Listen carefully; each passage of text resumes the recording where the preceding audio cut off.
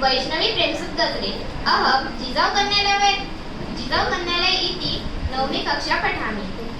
षट् प्रति शाठेयम्।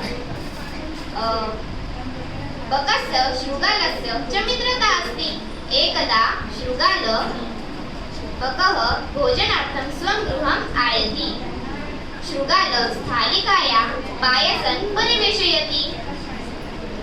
बकस्य चक्षु दीर्घः अस्ति। स्थालिकायां परिवेशयतन् पायसं बकः खादितुं न शक्नोति।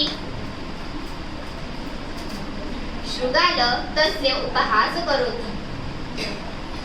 पुनः कदाचित् बकः शृगाल भोजनार्थं स्वं गृहम् आयति।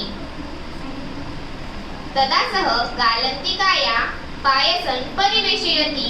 गालन्तिकायां परिवेशयतन् पायसं शृगाल खादितुं न शक्नोति। बकः तस्य उपहासं करोति।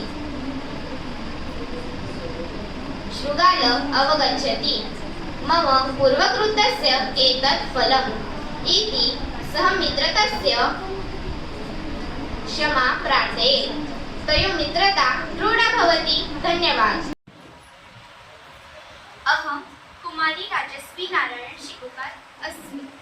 मम पाठशालायाः नाम बाल शिवाजी प्राथमिक शाला अस्ति। अधुना अहम् अतिलोभः न कर्तव्यः इति कथा कथयिष्यामि। कस्मिंश्चित् ग्रामे एकः कृषकः निवसति स्म। प्रचण्ड आतपकारणात् तस्य सर्वाणि क्षेत्राणि शुष्कानि अभवन्। एकदा सः गृहात् बहिः क्षेत्रे एव शयानः आसीत्। तदा सः पश्यति, अरे, अत्र तु सर्पः अस्ति। निश्चयेन अहं न जानामि। अद्य यावत् अहं प्रतिदिनम् एतस्य सर्पस्य पूजनं करिष्यामि। एतस्मात् कारणात् एव नूनं वर्षा भविष्यति। अग्रिमे दिवसे यत् सः दुग्धदानाय सर्पस्य बिलं समीपे गत्वा अवदत्, भो नागराज, भो भगवन्, क्षमस्व, अहं नित्यं तव पूजनं करिष्यामि। एतत् कृत्वा सः कृषकः स्वगृहं प्रत्यागच्छत्।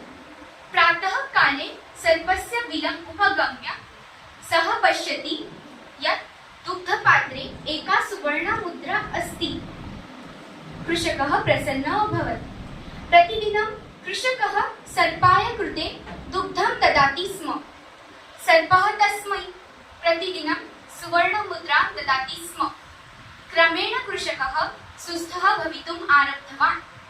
तस्य पत्नी पुत्रश्च प्रसन्नौ भूत्वा सर्पाय धन्यवादं दत्त्वा तस्य पूजां कर्तुं प्रवृत्तौ।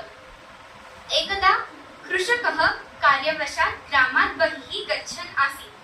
सः स्वपुत्रम् आहूय अवदत्, पुत्र, अधुना त्वं सर्पाय दुग्धं यच्छ। पुत्रः एवमेव अकरोत्। प्रातः काले सः दुग्धभाण्डे सुवर्णमुद्रां पश्यति अचिन्तयत् यत् सर्पस्य बिले तु महान् कोशो वर्तते। अतः एतस्मात् अहं सुवर्णमुद्रां स्वीकरिष्यामि।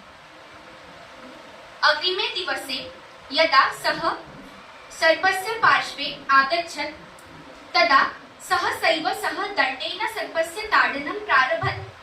सर्पः मृतः अभवत्। ततः पुत्रः सर्पबिलं भङ्गयित्वा सुवर्णमुद्राम् अन्वेष्टुं प्रारब्धवान्, किन्तु सुवर्णमुद्रां न प्राप्नोत्। सर्ववृत्तान्तं ज्ञात्वा कृषकः क्रुद्धः अभवत्। सः अवदत्, अतिलोभात् त्वं पोषकं हतः। अतः उच्यते, अतिलोभः न कर्तव्यः। धन्यवादः।